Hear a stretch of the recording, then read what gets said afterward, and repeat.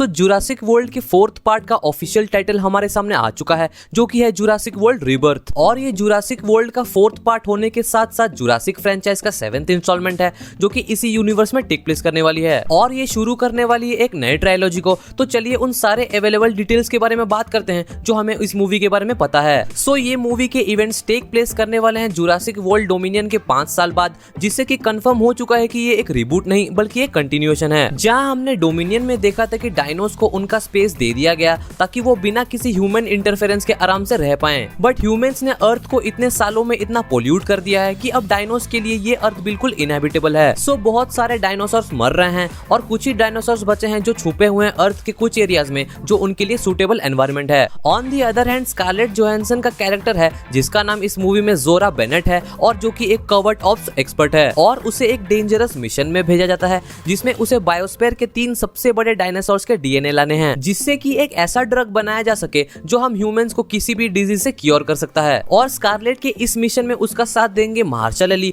जो प्ले करने वाले हैं डंकन केनकेड का कैरेक्टर, और जोनाथन बेली, जो प्ले करने वाले हैं डॉक्टर हेनरी लूमस को, जो कि एक पेलियोंटोलॉजिस्ट होते हैं। और ये तीनों मिलकर कलेक्ट करने वाले हैं 3 मैसिव डायनासोर्स के डीएनए को, जो रिप्रेजेंट करते हैं लैंड, वाटर और एयर को। सो वो हवा में भिड़ेंगे क्वेट्ज़लकोटलस से, जो कि इस यूनिवर्स में सबसे बड़ा उड़ने वाला डायनासोर है। फिर वाटर में उनका सामना होगा मोसासॉरस के साथ, और लैंड वाले क्रिएचर को ढूंढने के दौरान वो जाएंगे एक आइलैंड पर, जहां वो मिलेंगे एक फैमिली से जिनके बोट पर कुछ पानी वाले डायनासोर्स ने अटैक कर दिया था और वो इस दौरान फंस चुके हैं उस आइलैंड पे। और इस आइलैंड में एक ऐसा क्रिएचर है जो काफी बड़ा और खतरनाक है और बहुत ही ज्यादा पुराना है। सो अब ये आइलैंड कौन सा है, वो मिस्ट्री डायनो कौन है, और इन तीनों डायनासोर का डीएनए किस कंपनी को चाहिए, इन सब का पता लगाने के लिए हमें इसके ट्रेलर का वेट करना पड़ेगा। बट इन सब पर मेरे कुछ अर्ली थ्योरीज हैं इस मूवी को लेके, और मुझे लगता है कि ये आइलैंड साइड बी है। अगर आपको पता नहीं है तो ओरिजिनल जुरासिक पार्क ट्रिलॉजी में 2 आइलैंड के बारे में हमें बताया गया था। पहला है इस्ला न्यूब्लर, जो कोस्टारिका के पास था,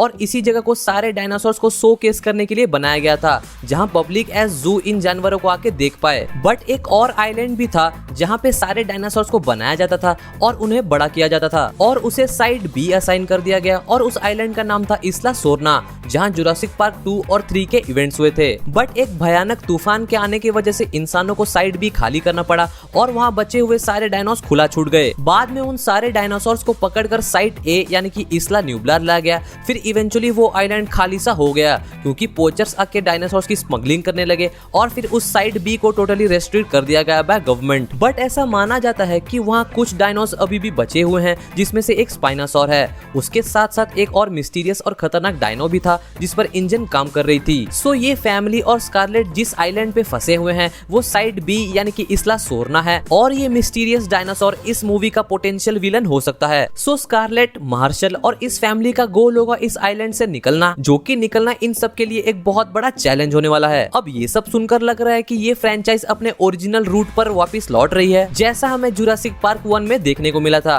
बट इसमें पर्पस और इस ट्रियोलॉजी का एंड गेम काफी बड़ा देखने को मिल सकता है, जिस पर बात हम किसी और वीडियो में करेंगे कि ये नया ट्रियोलॉजी ऐसा क्या अलग करने वाला है और इसका पोटेंशियल एंड आखिर कैसा देखने को मिल सकता है। खैर मैं तो काफी ज्यादा ही एक्साइटेड हूँ इस मूवी को लेके, और आप अपने थॉट्स मुझे कमेंट्स में बता सकते हैं। यहाँ तक अगर वीडियो देख लिया हो तो इसे जरूर लाइक कीजिए, और मैं मिलता हूँ आपसे अगले किसी वीडियो में। तब तक के लिए Hasta la vista, baby.